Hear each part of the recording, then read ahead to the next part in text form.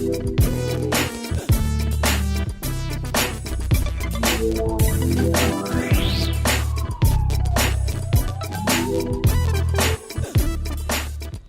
used to work an early shift, and normally I would leave my apartment around 4 a.m. to start work by 5.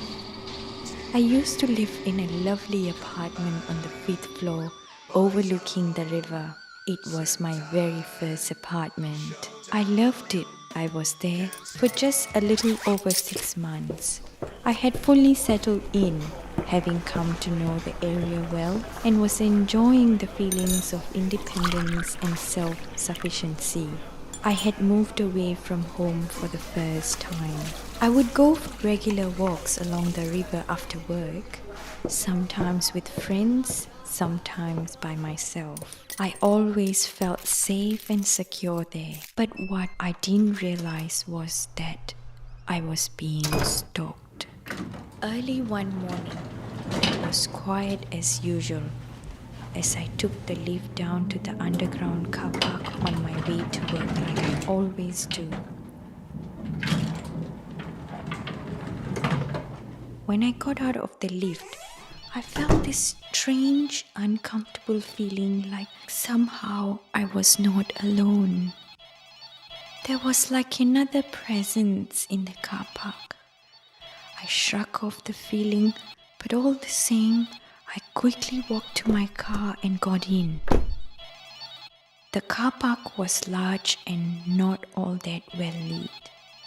It was full of cars as always, but at that hour of the morning, there was no one about. A fleeting movement in the mirror caught my eye.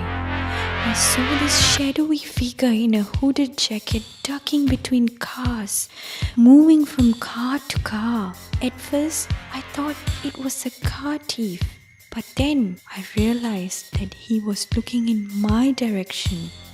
My heart began to race. Somehow, I managed to lock the doors just as he reached the passenger's side of my car, but the locked door didn't deter him. He started knocking on the glass, saying he only wanted to talk to me and that he needed my help. I tried to start my car. He then started thumping hard on the glass. I froze. I started shaking. My heart was pounding so hard, I didn't know what to do.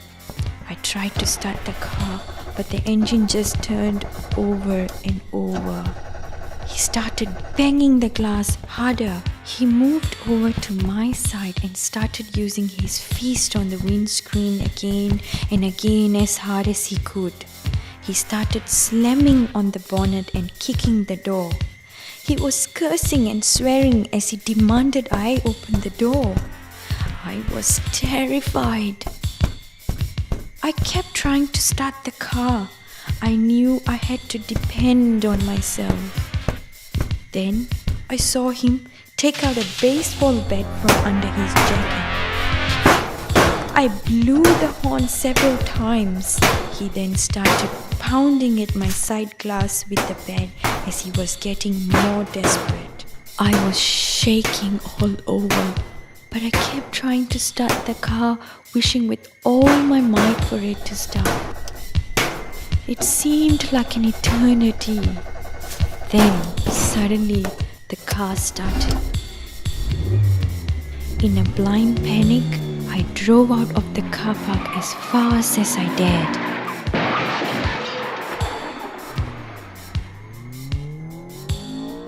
I knew I hit the car next to me, and I'm sure I must have injured him as I saw him lying on the ground as I raced away.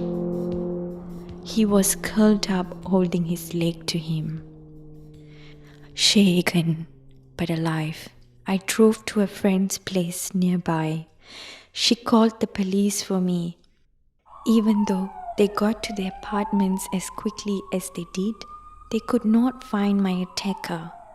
Lucky for him, I guess I had not done too much damage to him as he was able to get away. The police were very good. They did a thorough investigation and he was arrested a few days later from the footage of the security cameras. He had a police record. Later, I had to identify him from a police lineup. Even though I really didn't want to do this at first, as I never wanted to see his face again, it was easy for me. I can never forget that horrible face yelling and banging the windscreen even today. Sometimes I still get flashbacks of his hooded face. He was sent to prison, but my life changed forever. I never went back to my apartment. My parents packed and moved my things for me. I moved back to my parents' place. I was a nervous wreck at first. For a long time, I suffered from a disturbed sleep. I would have nightmares. I would wake up in a sweat. I would get flashbacks of the event, especially when I was alone. I would jump at the slightest of sounds. I found it very hard to get out of bed in the mornings. It was the most difficult period of my life. At first, I could not even go near my car. It was a long time before I was able to drive by myself again. My parents were very understanding, and so was my boss at work, who gave me extended leave and changed my shift. I returned to work, but my father drove me to work every day for many months. But then I saw the huge burden it was for him. I started to drive while he sat beside me at first, and now with the help of my counselor, I can drive by myself again. I began attending counseling sessions on the advice of my family doctor.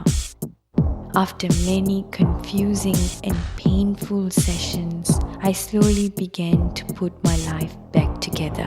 I eventually got another place to live and tried to put myself on track. For a long time, I could not go out if it was dark. I would only go out with friends for lunch or coffee. I am okay now, but I still try to look for a street park rather than a car park, especially after dark and especially if I'm driving on my own. Undercover car parks at night would make me panicky and very vigilant. I would start to hyperventilate and get agitated and tremble. I would get disoriented and confused. As soon as I entered an underground car park, even it was with friends, I would freeze with that sixth sense sort of feeling, like someone was behind me watching my every move. I would constantly look over my shoulder. Many of my friends could not understand my feelings or behavior. So at first, I would avoid going out if I felt it was not right for me. But the isolation didn't help me either. It was tough, really tough, but I did overcome it with help from a very patient and supportive counselor. Talking about it over and over helped me overcome my fear. Each time my counselor made me talk about it, she helped me make the impact of the incident smaller and smaller, till eventually it was so remote I was free to start living again. I now understand that this was a one-off situation and that it is highly unlikely to happen again, a bit like winning lotto twice. But of course, it is not like lotto at all, but a nightmare, a living nightmare that I have had to try very hard to overcome. Even though I have come to terms with it, I know the scar and the scare will remain with me for a long time yet. The world has become a different place for me. It's no longer that innocent place I thought it was. I guess I have grown up faster than all of my friends. I am a lot more realistic now. I know what it is like to walk through a minefield.